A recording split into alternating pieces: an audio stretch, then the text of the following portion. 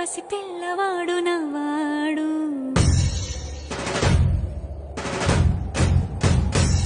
విడుముండోడు అని ఊరువాడ అనుకున్న గాని మహారాజు నాకు నవ్వాడు.